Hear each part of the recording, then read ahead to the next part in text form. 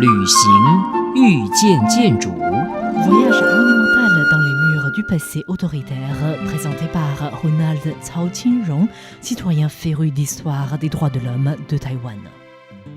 Le Musée national des droits de l'homme a été inauguré officiellement à l'île Verte, puis à Jingmei, à Taipei, les 17 et 18 mai 2018.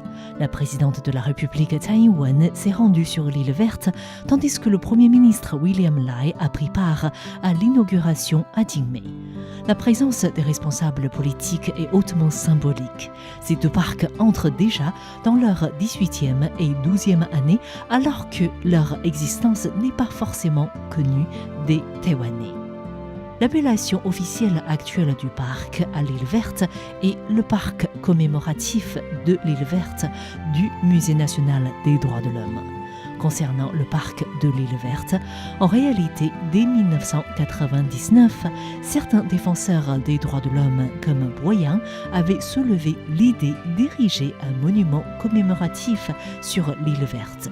Avec le soutien de l'ancien président de la République Lee Teng-hui et grâce au terrain fourni par le Bureau de gestion de l'Est du Bureau du tourisme, le monument a été érigé non sans peine sur l'île Verte. Il a fallu attendre 2001, soit après la première alternance politique, pour que l'idée d'y faire un parc commémoratif commence à germer. Les victimes et la société taïwanaise ont tous assisté à la création du parc et les autorités publiques ont lancé successivement des projets comprenant la collecte des mémoires orales et des documents écrits qui ont permis au parc d'arriver à être ce qu'il est aujourd'hui.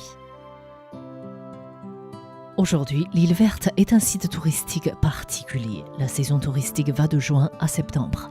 Les visiteurs annuels atteignent les 350 000. Et les habitants vivent de plus en plus du tourisme.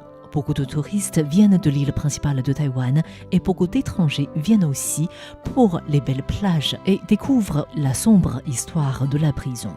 Pour les visiteurs, c'est une expérience touristique intéressante. On peut aussi parler de tourisme noir.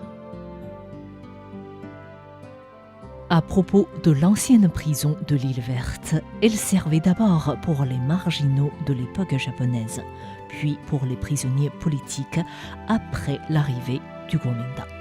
Cette prison politique a eu deux époques. La première est celle du centre de rééducation de 1951 à 1965. C'était l'appellation officielle. Les prisonniers étaient ensuite transférés à la prison Taiyuan à Taidong dans le sud-est de Taïwan. De 1972 à la levée de la loi martiale en 1987, c'était une prison correctionnelle dépendant du ministère de la Défense que les gens surnommaient village Oasis.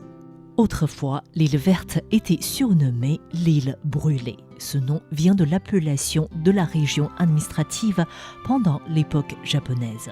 Depuis longtemps, l'île brûlée porte empreinte de la terreur blanche taïwanaise. Elle symbolise également la mémoire collective de cette période. Le mémorial de l'île Verte est officiellement devenu un musée national en 2018.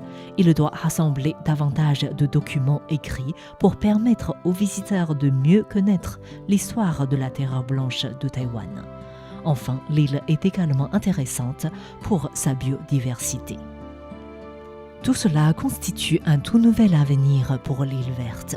Il y a une tendance mondiale de mise en valeur du patrimoine culturel et l'île Verte en est un parfait exemple. L'histoire des victimes politiques nous sert de leçon et nous permet de réfléchir sur le développement de l'avenir du parc des droits de l'homme de l'île Verte. Et nous aurons l'occasion de découvrir d'autres mémoriaux à Taïwan dans d'autres vidéos.